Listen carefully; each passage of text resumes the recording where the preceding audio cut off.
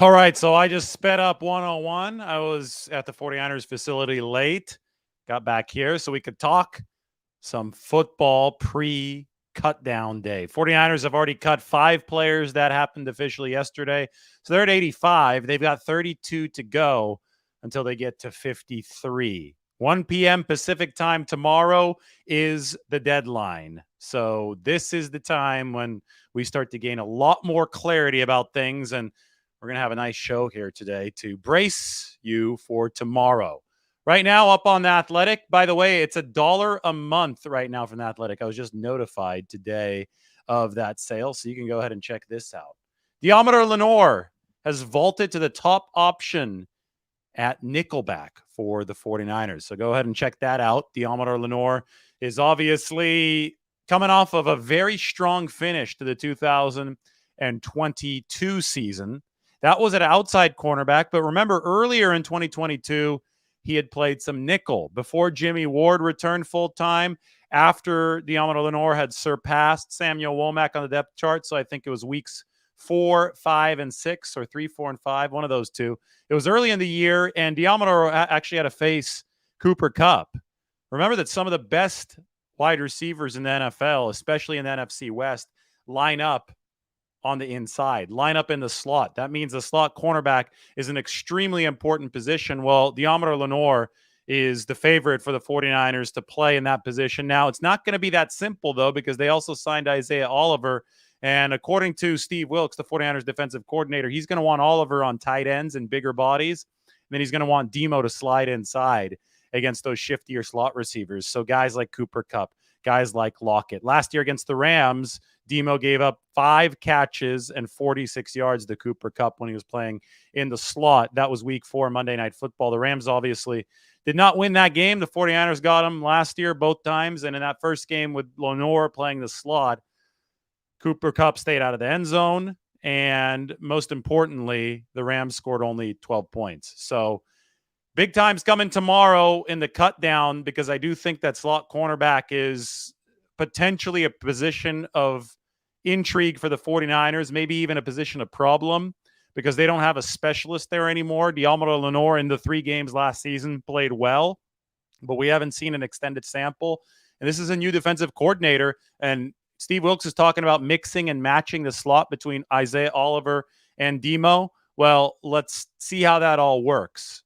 Let's see if the 49ers can operate the correct mix and match to make sure that they're succeeding at that slot cornerback position, because the league now is very, very challenging in terms of who they line up on the inside.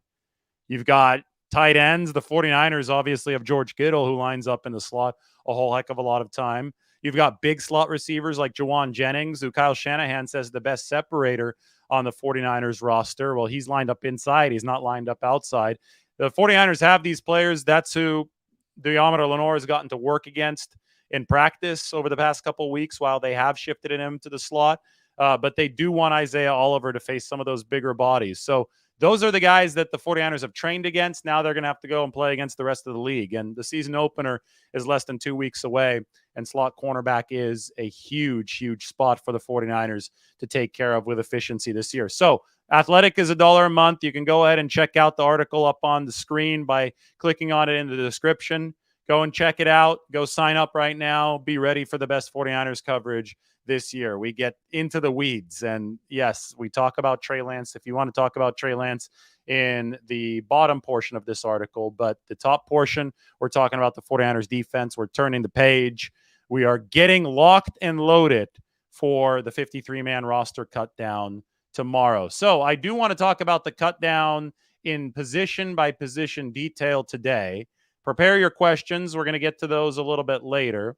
But obviously, this is the setup that we constantly update throughout the day. This is the 49ers 90-man roster, and it's divided up into the projection for the 53 on the left. You've got the dividing line right here, and the players I don't think that will make the 53 on the right. We obviously also have our 53-man projection, which we have written on The Athletic, which I could pop up onto the screen for you right now. That is this piece right here. So Brandon Allen's obviously on the title picture of this piece, and Brandon Allen is going to be my first question about the 49ers' potential 53-man roster. They're actually not fully committed to taking 3 quarterbacks, at least according to what Kyle Shanahan said the other day. They will only, I think, cut it down to 2 quarterbacks with Brock Purdy and Sam Darnold if they are confident that they can sneak Brandon Allen onto the practice squad. So it would still be 3 quarterbacks in the building for the 49ers, but the salary scale would work a little bit differently with the QBs if Brandon Allen were on the practice squad. Here you could see Allen, there you could see Purdy, there you could see Darnold at the top. Brandon Allen would stand to make the veteran minimum of $1.08 million if he is on the active roster. The practice squad maximum salary is much less than that. It's about $358,000. So if the 49ers want to open up a roster spot elsewhere, they can go lighter at quarterback tomorrow. They can go 2 QBs and have Allen at the ready for potential call-ups, but then they wouldn't be able to use the 3rd quarterback rule, which might be something they're interested in having at their disposal after disaster last year in Philadelphia. But that 3rd quarterback has to be on the 53. But anyway, if they want to open up a spot elsewhere and open up some cap money, and they think that Brandon Allen is somebody they can sneak through to the practice squad, they're not worried that another NFL team will offer him the league minimum for 53-man players. That would be $1.08 million. If Brandon Allen's willing to play for the 49ers for $358,000, well, then they can execute carrying only 2 quarterbacks. But I've always thought it would be more likely to the 49ers, given the nightmare last season, wanting that quarterback depth at the ready every week. I've always thought that 3 QBs would be most likely. And hey, Brandon Allen was the number 2 behind Burrow the past 3 years in Cincinnati. If teams are looking to utilize the 3 quarterback rule this year, have 3 on their active roster elsewhere, there's a good chance that if the 49ers cut Brandon Allen, he would have a more lucrative offer elsewhere. And a quarterback is much more likely, any player is much more likely, any employee working in any industry is much more likely to accept $1.08 million instead of about $358,000. So I do think the 49ers will carry 3 tomorrow, but it is still a question because it's not confirmed yet. Kyle Shanahan said that he was still thinking about it. Now, Shanahan just may be holding his cards close to the vest for reasons that we wouldn't know why. I don't know why he couldn't just be honest about that. But I think he's probably, the other day, he was probably still considering different permutations of this roster, and he didn't want to speak too soon on anything. I just think that it's more likely the 49ers carry 3 this year. But I could be wrong. We will see moving forward. All right. We're going through this position by position. I don't think that there's much drama about to happen at running back. As you can see, the 49ers have a lot of injuries right now. Jordan Mason's got a foot sprain. That's why he's shaded in pink. Jeremy McNichols, obviously, with a hamstring. He's been out for a while. He's shaded in pink. We'll move down to the receivers with Graham McLeod, Conley. A lot of guys hurt, right? A lot of guys missed practice today. That's what I reported on a little bit earlier from the team facility. But I don't think that the Mason injury is considered serious enough for the 49ers to have to do any roster maneuvering. Again, the season opener, week 1 against Pittsburgh, is less than 2 weeks away. I would think that somebody like Jordan Mason would be available by then. And if he's not, well, the 49ers will still carry him on the 53-man roster because it doesn't sound like this particular injury is something that's going to hold him out for an IR length of time. And by an IR length of time, I mean at least 4 weeks. So running back room, expect all 5 of these guys to make the team tomorrow. Then expect Jack Coletto to re-sign to the practice squad. I think the 49ers have it set up well for that. Not sure where Brian Hill stands, but I don't have him listed on my practice squad projection. What I really want to talk about is the receiver room. And the receiver room is very, very intriguing because 2 of the players are currently hurt. 2 of the players that I expect to make the 53-man. Chris Conley has got a shoulder strain. I look at him as a practice squad, perfect fit for the 49ers. And it's only a day-to-day injury, so expect Conley, if this holds true, expect him to get cut, but expect him to re-sign with the 49ers. I do think they should be confident they can get him through to that practice squad. But what intrigues me more is who else is added to the practice squad, because obviously you've got to take Gray and McLeod, at least McLeod. Maybe we're surprised that they don't take Gray, but I think at least McLeod is making this football team, right? He's their stability at punt returner down the road when he does come back from the broken wrist. if you do have to take both of these guys and they're hurt for week 1, week 2, the start of the season, you're going to need some flexibility from the practice squad to be able to call guys up for temporary activations. That's why I think Conley, Snead, and somebody like Tay Martin make the practice squad. And then there's Isaiah Winstead. The 49ers really like him. Big-bodied receiver out of East Carolina, discovered through social media after the draft this year. He made a couple nice catches this past game for the 49ers against the Chargers. So there are so many bodies here that have made a strong case to remain in the building. So maybe not stay on the 53-man roster, but remain in the building. There's so many bodies in the receiver room that have made that case, and their case is now strengthened by the fact that the 49ers have those injuries to Danny Gray, to Ray McLeod, and to a lesser extent to Chris Conley, although that should only be a day-to-day shoulder sprain. So let's just keep a close eye on the big picture tomorrow at receiver. Even if they cut some of these guys, which they have to, because they're probably going to carry no more than 6 wideouts. Even if they have to cut some of these guys, let's see how the 49ers build their practice squad after, because that practice squad is going to come into significant play at receiver early in the season with the injury to McLeod and with the injury to Danny Gray. You have flexibility with the practice squad now. You can call guys up. It's much easier than it ever was. It has been now for a couple years, right? The rules now say that this is not just the 53-man roster. This is essentially a 69-man roster because you add 16 to the 53-man practice squad.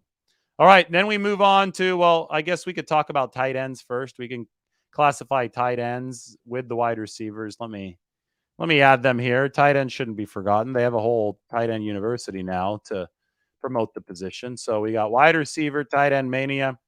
Cameron Latu over here, I don't have him making the 53-man because, 1, he's hurt, but 2, obviously had some drop issues. Before the meniscus injury that Kyle Shanahan said would probably require surgery, before that went down here a couple days ago, I thought Latu would make it, but now the 49ers have a good reason to either stash him on IR for the season, or if he's going to be back sooner and they really think he could help their team this year, Latu can make the initial 53. Then they could put him on IR because you can't play for the 49ers this year if you go on IR before you make the 53-man roster. But in that way, if the 49ers do that, if Latu makes the initial 53 and then is put on injured reserve, the 49ers can actually game the system a little bit here and have room for another player that they just re-sign a day or two after the cut down. It's usually going to have to be a vested veteran because whoever you cut, if they're a rookie, they have to go through waivers and the other teams can pick them up. But if it's a vested veteran, he doesn't have to go through waivers. You can straight up release him and you could tell him the deal. You could say, hey, we're going to carry Latu instead of you on the 53. This is just an example. I'm not saying this is actually going to happen, but this happens almost every year. You could say, hey, we're going to carry Latu on the 53 instead of you. Just don't pack your bags or anything. Just go home for a few hours. As soon as Latu is put on IR after we carry him on the 53, we're going to open up the spot and we'll re-sign you. You have like a prearranged deal with a vested veteran who's on the minimum, so he doesn't care that his contract gets terminated. Doesn't make any difference to him. It's a procedural thing that NFL teams do to fit as many players onto their roster and their injured reserve list as possible. Now, a guy has to be hurt for that to be a possibility, the whole IR thing. And I'm telling you, Cameron Latu is hurt right now. He's got the meniscus injury. He might need surgery. So the 49ers need to decide if they're going to do that with him or if they're just going to straight up IR him before the cut down if he's going to be done for the season anyway. I haven't gotten word on that. But at the tight end position, I do think that stability is going to win out. We saw Charlie Werner working a lot with the ones during the first 2 drives this past weekend. Obviously, you've got Ross Dwelley, who is a stable commodity for the 49ers. If you did need to save another spot with tight end, you could probably sneak somebody like Dwelley onto your practice squad and then call him up.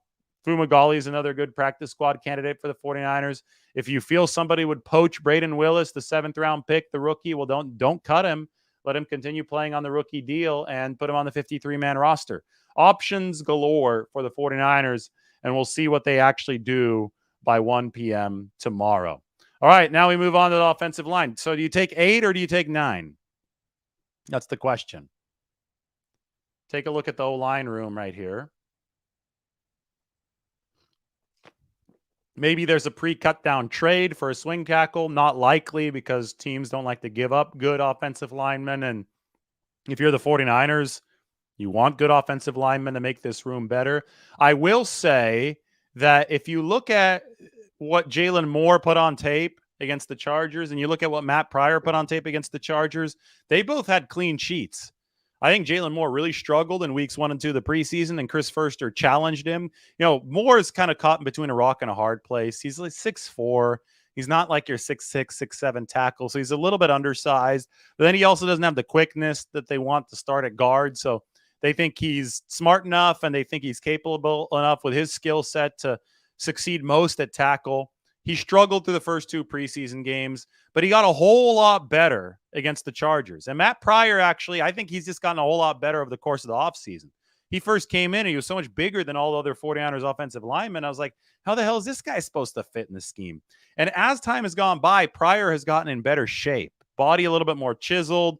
I think whenever Shanahan does call the wide zone runs, which aren't, you know, the exclusive part of his offense anymore, but whenever those plays are called, I think Matt Pryor has gotten better at blocking them. And the pass protection has been solid from Matt Pryor. So we talked a lot early in camp about, is this guy going to make the team? And I think he kind of played his way into shape during camp.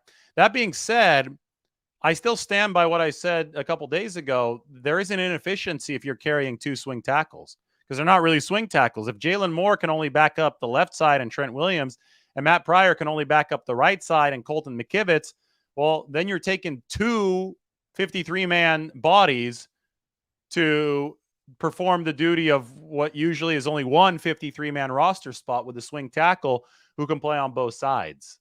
But maybe the 49ers can afford that because maybe they're going to think that Nick Zakel's not worth the 53, Jason Poe's not worth the 53, Leroy Watson isn't. I've got these guys all making the practice squad.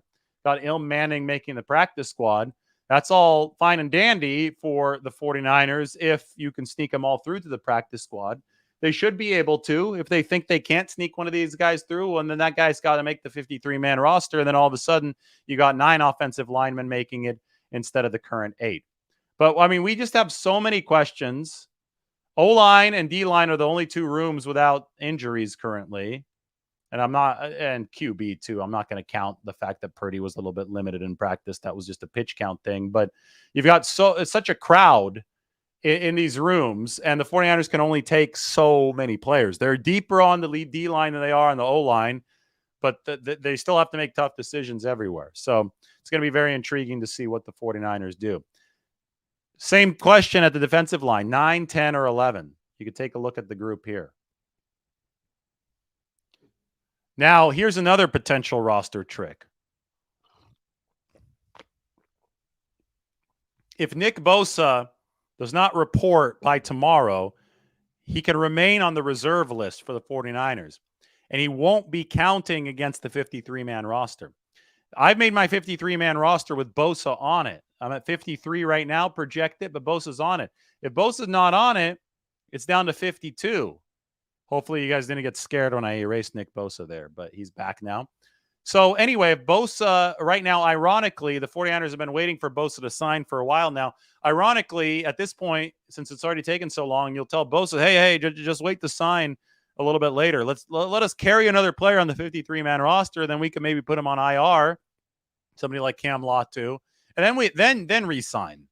If there was ideal timing in all of this, Bosa would re-sign for the 49ers, but not until Wednesday, not until after they had shuffled all the deck chairs around and maximized roster capability by taking advantage of the fact that Bosa is currently holding out and is on a reserve list. But that being said, why don't we just look at this for all intents and purposes in week 1?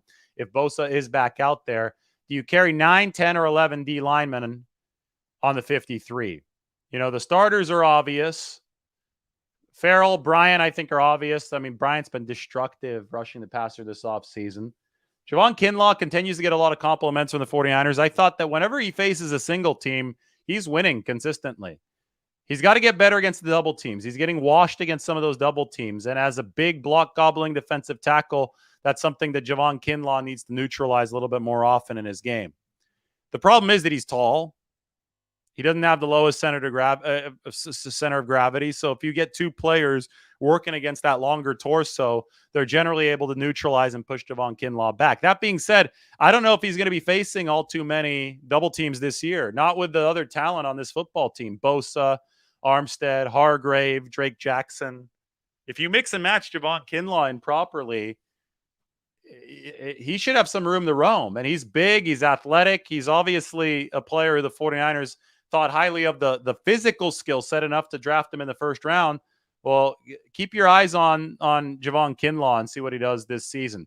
A lot of people are like, well, why don't you just cut him? Well, I don't think he's playing poorly enough to cut, but two, he's got $4.8 million guaranteed coming his way this year. And the 49ers need to be financially efficient. Part of the cost, and we saw this with Trey Lance of picking somebody in the first round, is that their contract is fully guaranteed. And if their contract is fully guaranteed, then it's hard to get rid of them without a big financial penalty. With Trey Lance, yeah, there's an $8.3 million dead money penalty this year. Yeah, the 49ers saved money, but they still lost money on the whole equation, right? The Trey Lance signed a $34 million fully guaranteed deal with the 49ers in 2021 as the number 3 overall pick. The 49ers ended up paying 28 of that $34 million, and the Cowboys are going to have him for 2 seasons. So the 49ers had half of Trey Lance's deal, but they didn't pay 17 out of $34 million. They paid 28 out of $34 million. So there's a tax there. There's an inherent embedded tax. If you are the team that picks somebody in the first round, you are going to be on the hook for a lot of that salary. And in Trey Lance's case, it was the signing bonus, $22 million that they already paid him, prorated against the cap. Same thing with Javon Kinlaw, but just smaller because he wasn't picked down into the middle of the first round. Anyway, is he going to be one of the 11 the 49ers take? I think he will be. Who else will they take? Well, Farrell, Givens, Austin Bryant. Kalia Davis came on there at the end of camp. Younger player. I think the 49ers will want to take a chance on him. And Kerry Hyder, he just establishes himself every year. Just such a solid depth piece for the 49ers. But it still leaves some good players on the outside looking in, which makes me think, do they take 11 defensive linemen? I think it's absolutely possible. Because you look at, I mean, Marlon Davidson has had a great camp. T.Y. McGill, really good in the preseason games. Robert Beal Jr., when he's been healthy, has actually looked explosive as advertised. Alex Barrett had a phenomenal camp. I mean, these guys are going to make the practice squad. Not all of them, but you're going to have guys that make the practice squad that don't make the 53. If I'm the 49ers, though, I look at this D-line and I say that there's some real depth here. Drake Jackson still obviously needs to prove it on Sundays, but even, obviously they need Bosa. But opposite Bosa, I think right now, they're starting to flex some muscles. Between Jackson, Bryant, Cleveland Farrell, Kerry Hyder is playing on the edge this year. It's going to be fascinating stuff to see what the 49ers do on the defensive line tomorrow. Then we can talk about the linebacker surplus, which, Oren Burks is hurt. Talked to him today. Said it was just a big collision with Devontae Adams. It was him, Charvarius Ward, all those guys there. Burks hurt his knee. He should be back week 1. The fact that he's not available right now might have scuttled any potential plans for the 49ers to trade away Oren Burks as a surplus linebacker, but maybe they're never seriously thinking about that anyway. Maybe they want that veteran presence. Demetrius Flanagan-Foles also providing that veteran presence. I just also think they're probably going to want to try to stash both Winters and Jalen Graham, their 2 rookie linebackers, on the 53 so they don't get poached, because the 49ers have the best linebacker core in the league and they've got a reputation now. And if they have got that reputation and you waive Winters and you waive Graham, they can get scooped up by somebody else. Marcelino McCrary-Ball may not be as hot of a commodity since he's already a second-year player instead of a rookie. So that's maybe somebody that you can sneak through to the practice squad. Curtis Robinson, too. Good special teams player for the 49ers. So it's going to be really interesting to see how they handle the surplus. Do they take 2 rookies? Do they take 1? Do they try to re-sign 1 to the practice squad?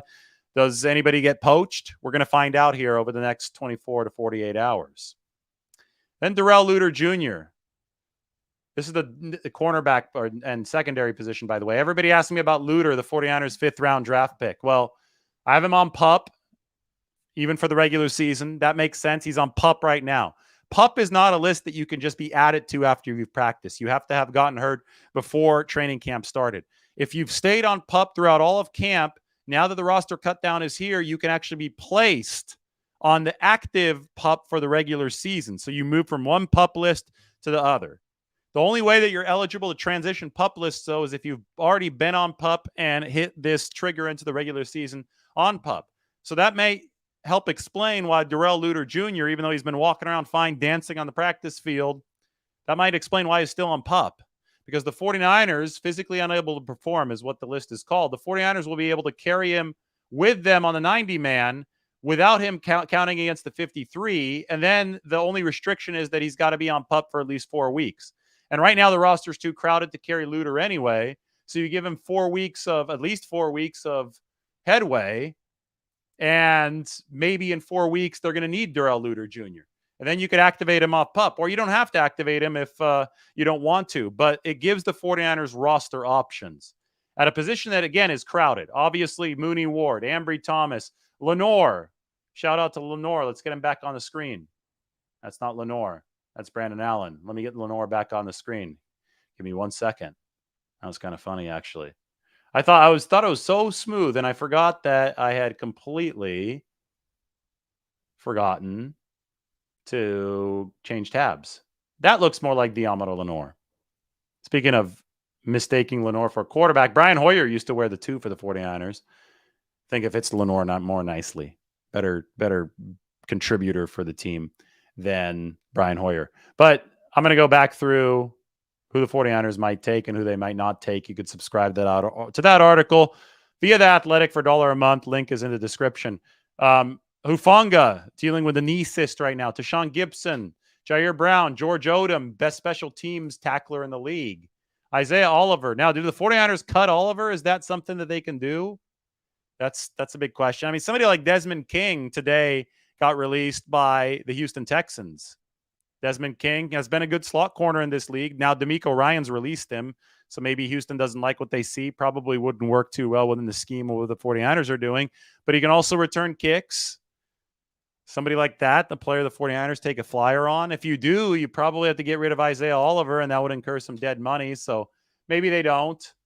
Maybe they ride it out with Isaiah Oliver. Maybe they do believe he's going to be better against bigger targets. But my main point is that you look up and down that cornerback room. There is a logjam of talent. Somebody like Deshaun Jameson probably won't make the team, but they'll hope to bring him back to the practice squad. That logjam of talent means the best move for Darrell Luter Jr. is to stay on PUP for now, so the 49ers can potentially bring him back this year. Otherwise, it would get a whole lot harder. Finally, so much for the kicker surplus. I mean, the 49ers had this grand plan. Trade for Zane Gonzalez, make it a trade that's essentially free for them. Draft Jake Moody in the 3rd round. Have Moody go out and dominate training camp and the preseason. And then you could flip Zane Gonzalez to another team for like a 6 or 7 or whatever the demand for kickers is in the current market. Would have been conjuring a draft pick out of nowhere. Would have been a genius move for the 49ers. The problem is it doesn't look like it can come to fruition because Zane Gonzalez strained his calf during pregame warmups the other day. Ouch. That's tough. Because now the 49ers have 2 injured kickers. They can't trade either one of them. They weren't going to trade Moody, but they can't trade Zane Gonzalez in all likelihood with the calf strain. And they also have nobody to kick as we speak for the season opener against Pittsburgh on September 10th. Now, the Tristan Vizcaino tried out with the 49ers today, along with another kicker who used to play in the XFL. Vizcaino's actually kicked for the Niners before, 3 of 3 in 2020 when Robbie Gould was hurt. Probably what you see the 49ers do is make a practice squad signing at kicker, which would be over here, and then activate that kicker in case he's needed in weeks 1 or 2. I don't think they're at break the glass in case of emergency Robbie Gould level quiet yet. All right, 49ers Q&A time. That's my little run through ahead of the 53-man cutdown. Hopefully you guys enjoyed it. If you have some questions, let's go to them. I'm going to the comment section right now.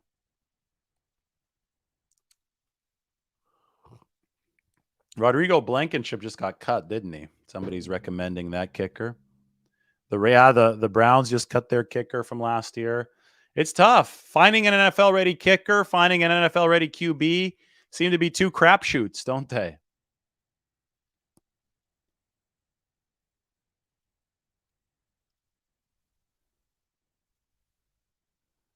You know, I think Marlon Davidson, they could probably get into the practice squad. I've been waffling on him between the 53 and the practice squad. It's just that it's so damn crowded.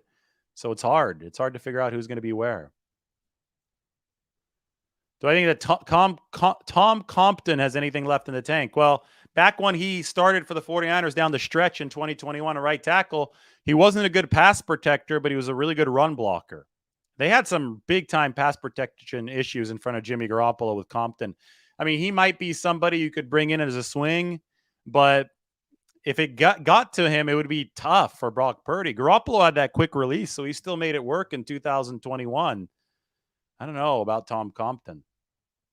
That really, the pass protection was not good enough for the 49ers down the stretch that year. Big reason why they weren't able to push it through to the Super Bowl. They didn't make the NFC Championship game, but they weren't able to push it through to the Super Bowl. You know, despite that, Jimmy Garoppolo did some really impressive stuff here over the past couple of years. I shared this graphic on text today with Mike, and I'm going to pop it open and hopefully share it with you guys again right now, or share it with you for the first time.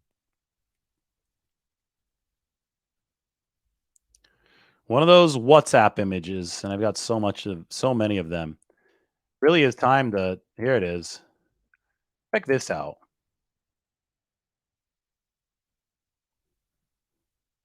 Quarterbacks ranked by expected points added per play over the past 2 seasons since the 49ers drafted Trey Lance. Mahomes, Garoppolo, Purdy. And they're an elite company. Josh Allen, Joe Burrow, Jalen Hurts, Tua's in there, Tom Brady, Aaron Rodgers, Dak Prescott. But if you look at EPA, this is expected points added, so this is the advanced metric that considers how efficiently an offense is operating with each quarterback. It's Mahomes and then a gap, and then Garoppolo and then a gap, and then Purdy and everybody else. The only people over 0.2 EPA are Garoppolo and Mahomes. But this gives you an idea of how well Garoppolo and Purdy performed within the context of Kyle Shanahan's system. There are like 50 or 60 qualifying quarterbacks based on Trey Lance's minimum amount of snaps, which was, I think Lance was at like 170. Lance is like somewhere around 35th or 36th. Mac Jones, I mean, I could open this later. We can do a whole dedicated show on this if you're interested in this kind of stuff. But this kind of like blasts through the bullshit, if you will. I mean, there's so many people who say that Jimmy Garoppolo wasn't good. So many people who are saying Brock Purdy, trying to discredit where he's at. There's just a lot of garbage out there, right? Well, the 49ers have had really good quarterback play since the start of 2021. I mean, Garoppolo, his 2020 was very injured, but he was really good at 2019. Obviously, was hurt through 2018. He was awesome. He would have been at the top of this list in 2017 for those 5 games. But the main point is that there is efficient play here. Purdy has to be able to continue delivering it moving forward. And that all happened, or not all of it, but a big chunk of it happened behind Tom Compton for Jimmy Garoppolo playing right tackle. Offensive line got a lot better in 2022, pass protection wise. We'll see if they take yet another step here in 2023.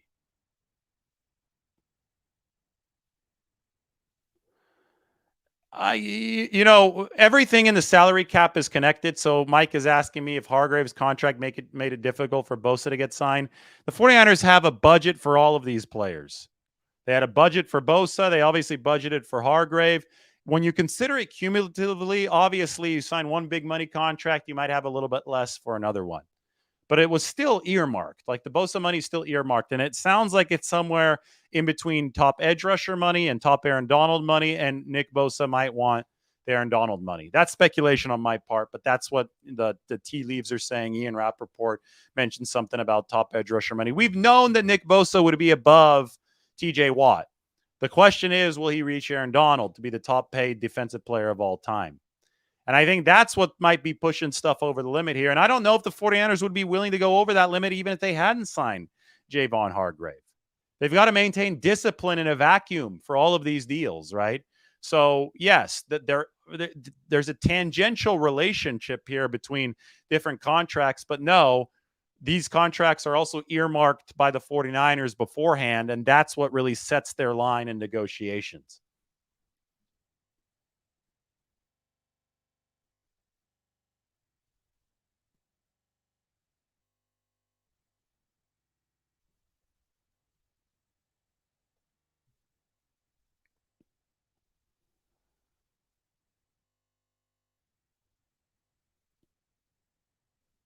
Well, John Lynch has said it would be a non-starter to trade Nick Bosa. Obviously, he felt that way at one point. Now, when you're talking in absolutes, 100% or 0% or whatever, you have to remember the NFL is a lot of things, but it's fair or predictable. It's not those two things. So, everybody was crying that Trey Lance wasn't treated fairly. Well, I mean, this is not ring around the rosy. This is not a game that everybody just gets chance after chance after chance. You get hurt, NFL moves quickly, doesn't wait for you. It's also not predictable. So the 49ers might have predicted, okay, yeah, we would Nick Bosa, we're all in on him. I think they are, but you can't say with 100% certainty that anything is going to happen. That's why Kyle Shanahan said we don't know with 100% certainty if we'll be alive on Sunday. So the 49ers want to keep Nick Bosa. They want to pay Nick Bosa, but Nick Bosa's got to want the contract that the 49ers offer him too. That's why nothing is ever set in stone in the NFL. Dealing in absolutes is idiotic. We cannot deal in absolutes. So I hope that answers the question.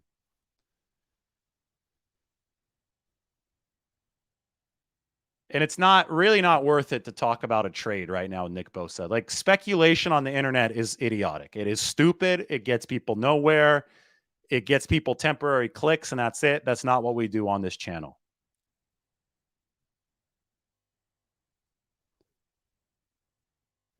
How do I think the cornerbacks will do this year? Well, this is why you should read The Athletic. This is what I wrote about today. Deommodore Lenoir. I have some stats in there. This is the article of the day, so go ahead and check it out.